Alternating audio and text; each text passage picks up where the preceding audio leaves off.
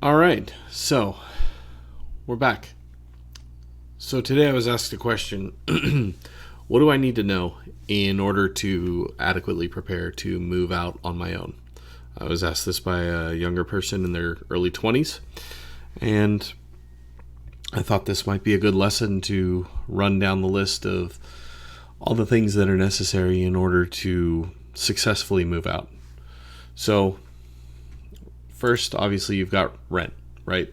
Like that's the gimme. You probably don't have water bills, or really, in a lot of cases, you don't have any utilities other than entertainment related, cable or internet or things like that. So let's just for a moment assume this is the Austin real estate market, rental market. So things are pretty hot here. So let's just say uh, a single person in their early 20s moves out on their own. You're looking at $950 a month in rent. I really wish there was a backspace key by the numpad. And let's say this person makes, I don't know, just 40,000 a year. So right now, first things first. What's the problem? The problem is gross income is the rent is more than 25% of that individual's gross income. This hypothetical person. So right off the bat, you're off to the wrong foot. Don't do this. If you can't afford to live on your own, don't do it. It's just that simple. I when I first moved out, I lived with two other people and then three other people in order to keep rent costs down. When I moved out in what was that 2000, rent for a 2-bedroom apartment in East San Diego was about, I want to say, $1,250 a month, and so that split up three ways, was three and change, 360. I don't remember what it was. Anyway, so we kept our costs down. Didn't help. I lost my job right after I moved out because I was a stupid teenager and thought I'll never lose my job. Anyway, side point. So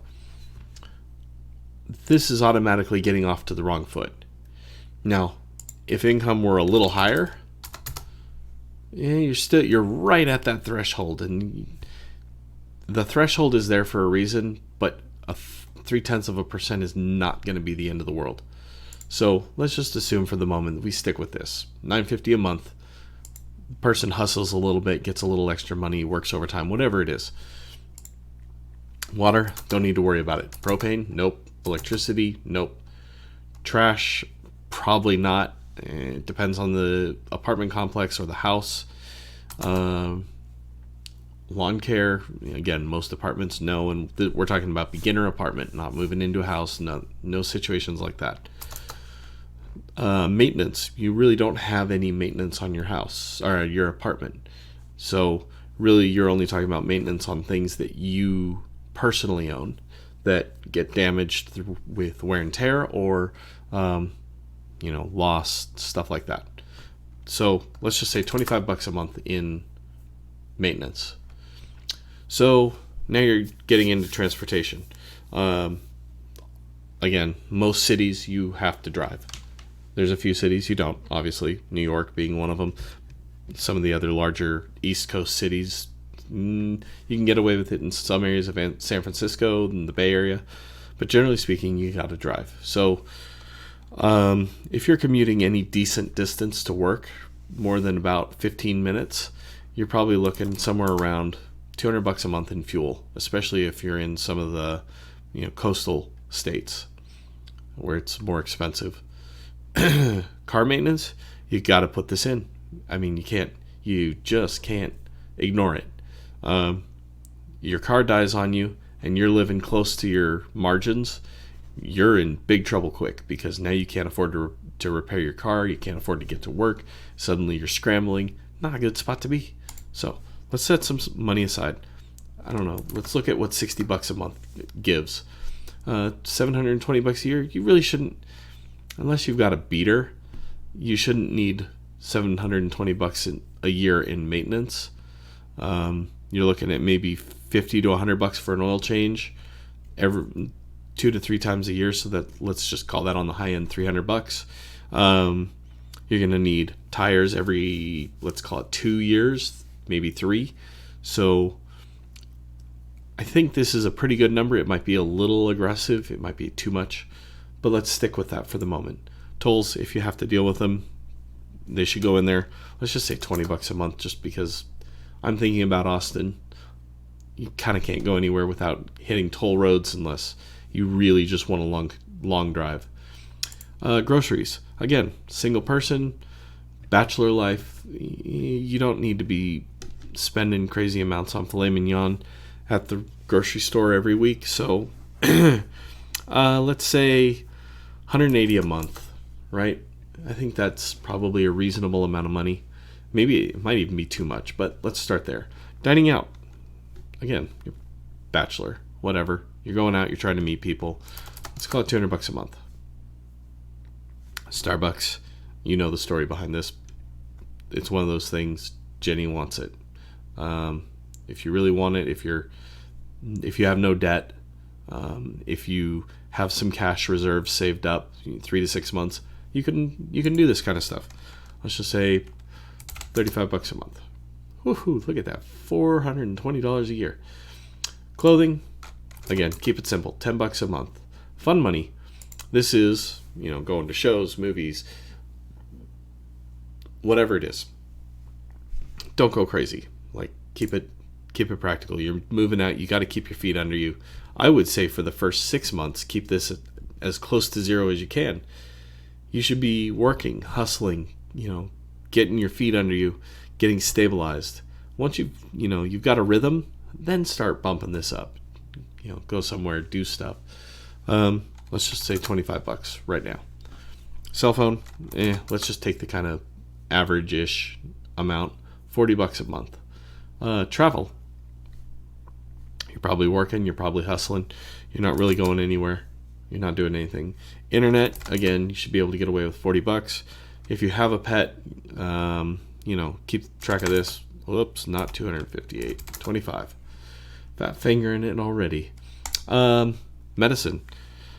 Hopefully you don't have any medicinal needs. Set $10 a month aside for whatever you might need. Because it's not just medicine, it's vitamins, it's protein powder, stuff like that. Doctor visits, again, set aside $10 a month. Birth control if you need it. If you don't, great. And again, toiletries, let's say $5 a month. $60 a year, it's probably too little. $10 a month. $120 a year. Health insurance, in this case, I'm going to go with no, because it's already probably being handled by your employer.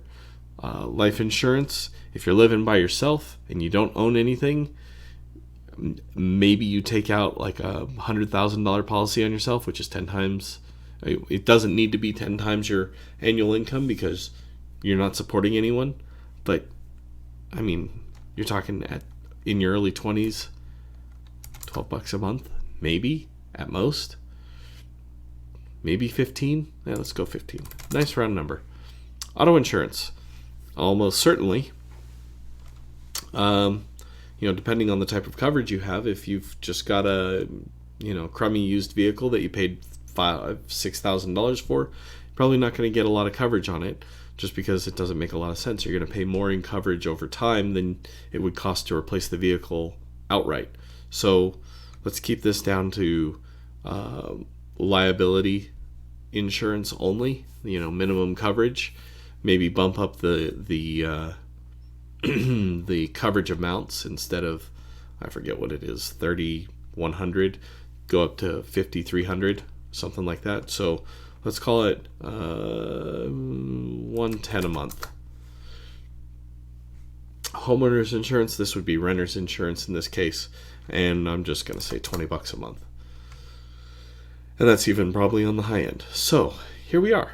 We're sitting with $1,166 left over on this theoretical income. And that's, you might have noticed I've updated some of this. Standard deduction has a drop down box now. I need to update that still so that it includes 12 paychecks per year instead of only 24 or only 26. But yeah, so, and then I updated the Social Security and disability numbers because, well, they were wrong. So here we are, $11.66 a month. That's left over. That means out of monthly net income of, well, you can see it right here. I already did the math. Out of a monthly income of $31.51, you're looking at a total amount left over, or a total percentage left over of about a third of your net income, which, man, that's great. You're rocking. So, does this cover everything? I think it does. I think it covers the important stuff. I mean, this is adulting 101 at this point. So, if you think there are things I've forgotten, things I should have included, leave comments in the area below. We'll just kind of take a look down here for a moment. You might see some stuff has changed. So, contribute? No, not that. So, as you saw, the annual contribution amount right now is basically $14,000. You probably want to start saving for some emergency fund if you haven't already, or maybe you're saving up to buy a new car. I don't know, or a new used car, new to you. We can leave that alone for the moment and take a look at some of the changes that have gone in here. So increasing your annual contribution by X amount, let's just for the moment say this is going to be $1,000. I added this growth rate method. So after some discussions with some people about this sheet and brainstorming, I decided it would be really cool if you had two options when looking at what potential growth rate might be. One is you can look at a raw average. So a raw average is simply just saying, I want to assume that every year for the next 40 years, the money's going to grow at whatever rate is right here in this cell. And you could say 10%, and you'll see it updates all the way down here. Or you can say, I want to assume that the market's going to behave something akin to how it has in the past. And that's where you come down here and you say historical. So what that does, you'll notice all of these values changed pretty drastically. I mean, there are some crazy numbers in here, which are awesome.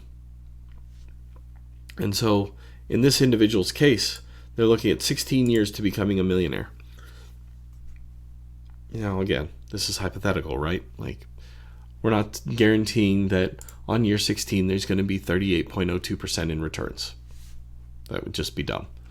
But it gives you an idea of if the market performs kind of like it has in the past, I might come in somewhere around here.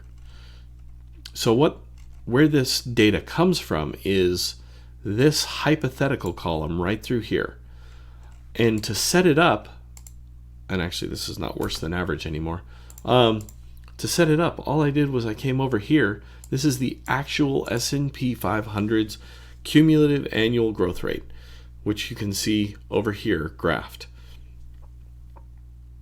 I grabbed this off of a website that contains all of this historical data. I'll try and find the link and put it in the notes below. But it's also organized or sorted by year, not by percentage gain or anything like that.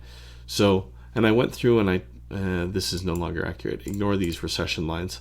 But it goes from 1871 all the way up through 2019, December 31st, 2019.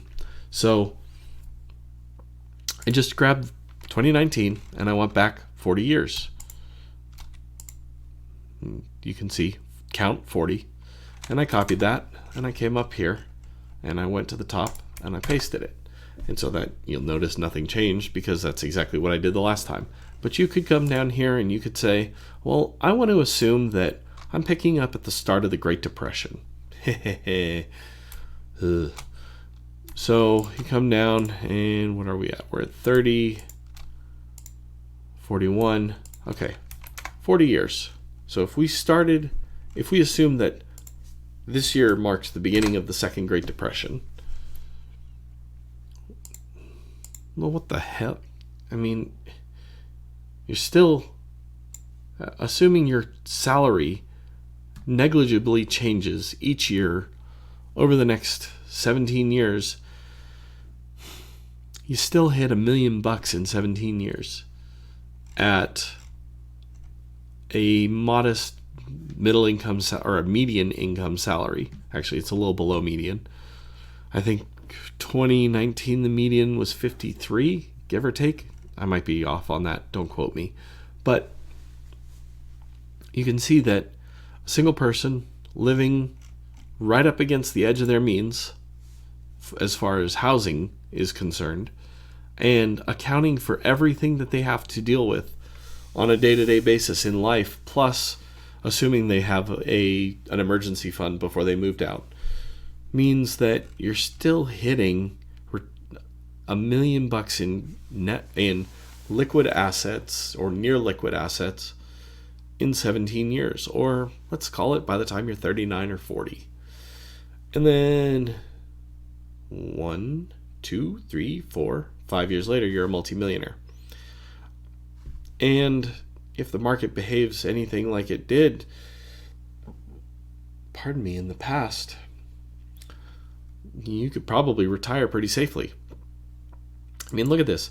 Contributing $36,000 a year, 23 years into your career. I hope you're doing better than that. I mean, good grief. You should be able to do better than that. So that 1 year, even though the contributions were $36,000, growth came in to the tune of $575-ish thousand. I think most people can afford to retire on half that, unless you've got like a family of 15 or something, and then I can sympathize with you saying that might be cutting it. But if you are taking that out, man, you've got a lot of money. And even if you only take out $200,000, it still grew by $298,000 during the course of that year. You're still growing ridiculously fast. And ignore the difference here. The crux of the matter is you're taking out about $200,000 a year and still growing your money pretty rapidly. And of course, there are down years. That's why you don't say, "Oh, hey, I hit $1 million. I'm done. I'm out." We're not about that. You get to a point where you've got a buffer, you've got padding, so that should the market downturn and lose, 6% over 2 days, you're not left holding the bags and the collectors are showing up at your door. You shouldn't be doing that anyway because you shouldn't have any debt. But, property taxes, all that stuff, whatever. Anyway, you get the idea. Get some padding in there first. And I'm inclined to think, for most people, 200,000 padding is not enough. You should be looking at 5, 6, 800,000 in padding before you say, I'm going to hang up the towel and retire and travel the world and live off of the growth and blah, blah, blah, blah, blah. So yeah, that is my spiel on getting out on your own. Like I said, if you have questions, leave them in the comments below. Send me a message. I'm happy to help. I'm doing this because it's fun, because I like seeing people, prosper. When other people start winning and they do it as a result of information they get from this channel, my life feels satisfied. So, that's selfish. I want to help people. Hope you enjoyed this video. Leave comments below if you have thoughts, questions. Please make sure you subscribe. If you thought this video was valuable, hit like. And if you have ideas or other topics you'd like to see covered, leave notes. I'm happy to speak about any of this stuff. And remember, you're getting wealthier by the day. See you next time.